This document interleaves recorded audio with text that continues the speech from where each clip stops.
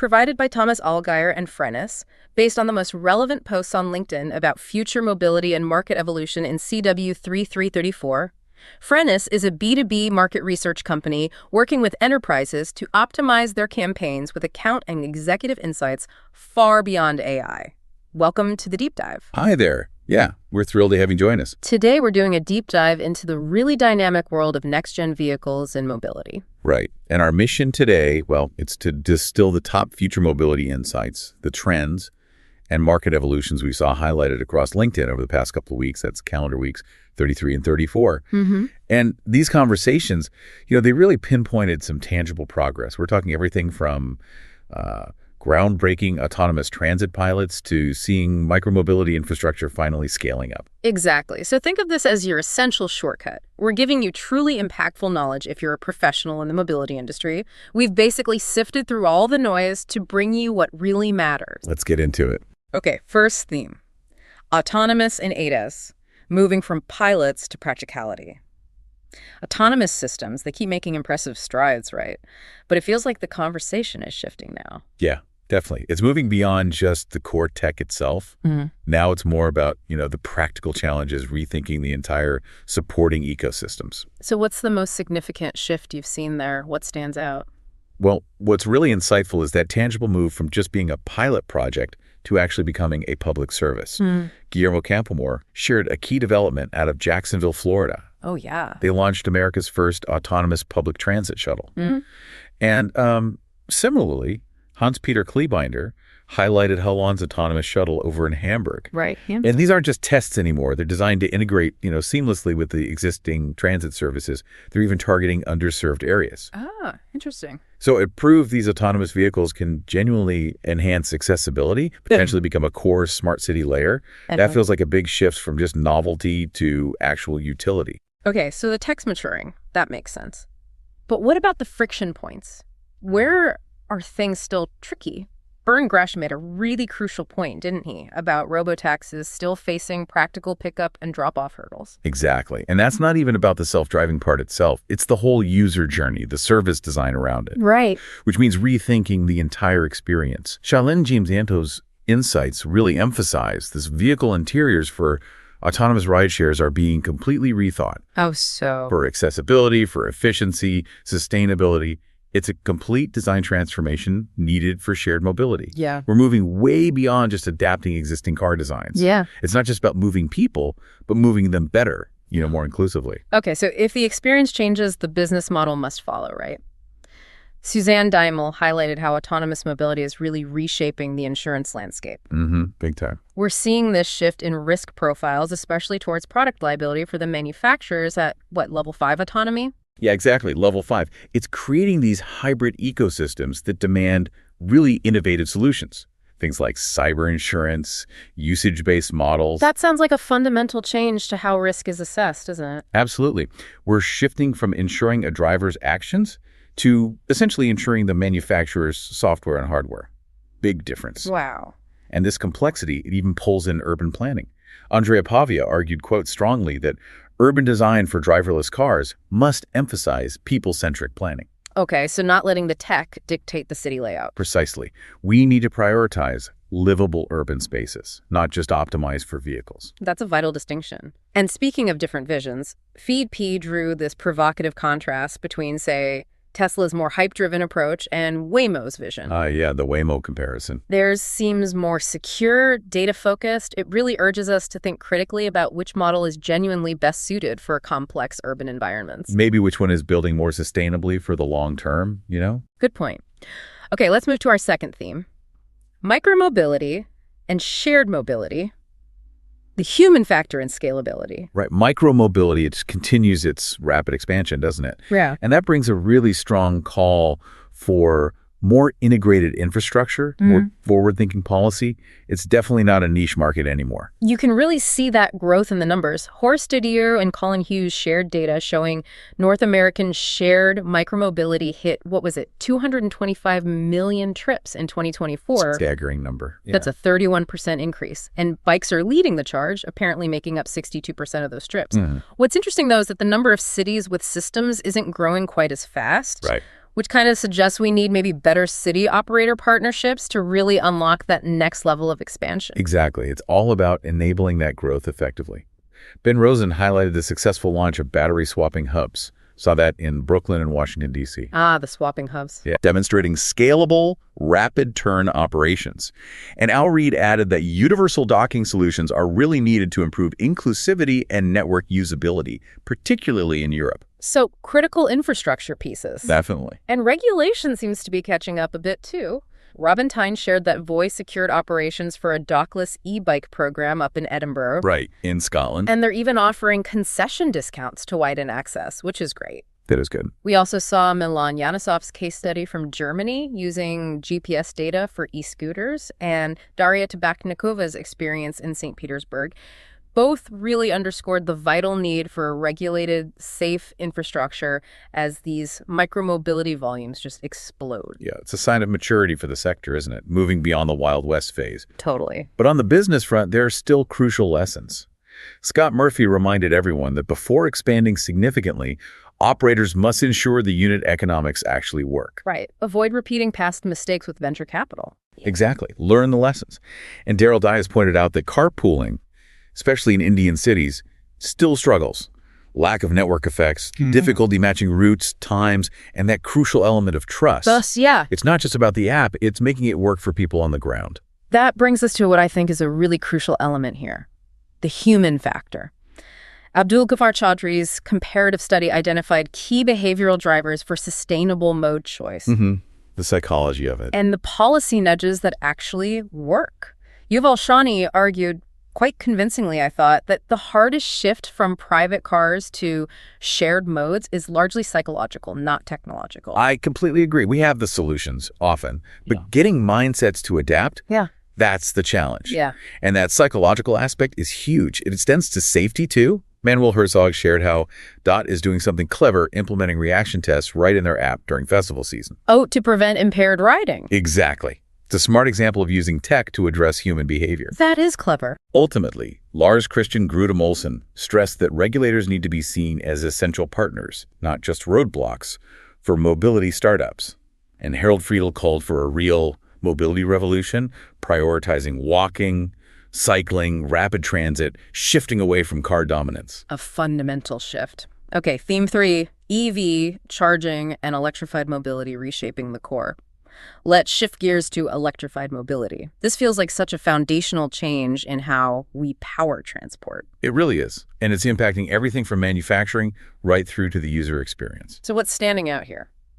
Well, what's fascinating is how EV platforms, as Shu Cho highlighted, are truly revolutionizing vehicle design itself. They enable much faster time-to-market flexible vehicle architectures. Okay. They significantly reduce complexity and really act as the digital backbone for future mobility. This whole modular approach is key. And that modularity presumably is transforming car retail too. Thomas Wechter observed it's shifting from just selling a product Yeah, totally. to more like advisory roles, bundled mobility services. Dealers are having to become real mobility consultants, right? Yeah. Understanding charging, financing, digital services. Exactly. It's a much more holistic approach needed now. Which also calls for smarter charging infrastructure, moving beyond just simple plugins. Reinier van Gogeldonk shared how BER Airport Berlin-Brandenburg used data-driven planning. With Surplus Map. Yes, exactly. To reconfigure its EV charging infrastructure for better utilization, better sustainability, turning guesswork into actual strategy based on evidence. That's the smart way to do it. And speaking of innovation, Mahmoud Abdullah detailed Dubai's solar-powered rail bus concept. Oh, interesting. Yeah, positioning clean propulsion as a transit innovation vector. Huge potential benefits, economic, climate, health. It could potentially set a new global benchmark for sustainable urban transit. Wow, that's ambitious. It shows it's not just about electric cars, but completely reimagining public transport, too. Right. And as this whole transition accelerates, Stephen Coulter made a strong case for evidence-based e-mobility safety policy. Not fear-driven narratives. Exactly. Yeah. Especially regarding e-ridables. He's calling for enforced import controls to ensure safety standards are met, rather than just broad bans. It's a pragmatic, data-driven approach to managing new technologies. Makes sense. Even components we normally take for granted are evolving. Uzergun Liolu noted that tires are becoming connected, sustainable products. Tires? Really? Yeah, contributing data, durability to EV fleets, becoming an active part of the digital ecosystem. Huh. Never thought about tires that way. And this connects to Jerry Kusisto's point that smart city market shaping will lean heavily on IoT and AI to balance cost efficiency with carbon targets. It's all about creating these collaborative, data-rich ecosystems. Everything's connected. Okay, theme 4. AI, data, and mapping the unseen engines of mobility. Right, artificial intelligence and data.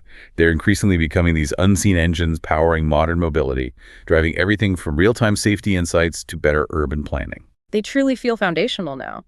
Pavan Kumar Reddy Kunchala developed something pretty cool, a YOLOV 8-based traffic analyzer. YOLOV 8. That's cutting-edge computer vision. Yeah. Delivering real-time safety insights for urban optimization, creating dynamic risk heat maps, interaction alerts. That's immediate, actionable intelligence for road safety. That's impressive. And for urban planning itself, Inupov Mondal's project showed how GeoAI and automation can slash manual mobility analysis time. By how much? Over 65%, apparently, which really accelerates urban planning cycles and delivers much deeper spatial insights. Cities can adapt faster. That speed is crucial, and precision is absolutely key for autonomous systems. Jochen Brunn's highlighted cloud GNSS correction services. Like Swift Navigation Skylark. Exactly. Improving positioning accuracy down to centimeter scale. That's vital for ADS and fully autonomous vehicles. Absolutely critical. This raises an important question, though, about how we actually make decisions in this data-rich world. FI's OEMGHR noted something interesting. What was that? That decision-making is maybe shifting from pure speed to focusing more on value as AI and GeoAI mature in operational workflows. He emphasized clarity will beat velocity. Clarity over velocity. I like that. It's about getting the right insights, not just the fastest ones, and prioritizing secure, data-first mobility strategies over, maybe some of the hype-led narratives we sometimes see. And we are seeing real-world applications of this. Ron Arnold announced Roamly's launch of an AI-powered car share insurance platform. Tying AI to insurance again. Yeah, it integrates with mobility networks, streamlines risk management using telematics, machine learning. It shows how AI is creating entirely new business models for shared mobility. These developments, they really point towards a future where data isn't just collected, but it's strategically used to create more efficient, safer, and better assessed mobility solutions. Pascal Mast even shared that the IEE has introduced a new framework, Sustain Mobility. Okay, what's that for? For a structured sustainability assessment of mobility solutions, aligning with the UN Sustainable Development Goals. It gives us a common language for measuring progress. A standardized approach. That's helpful. Okay, theme 5. Urban mobility, policy, and operations transforming city life. Let's shift focus to how cities themselves are changing things on the ground. Right, the tangible changes. And what's really compelling here is a proven strategy shared by Bob Vroe from Amsterdam. Amsterdam's speed limit. Exactly. Their success in lowering default urban speeds to 30 kilometers per hour.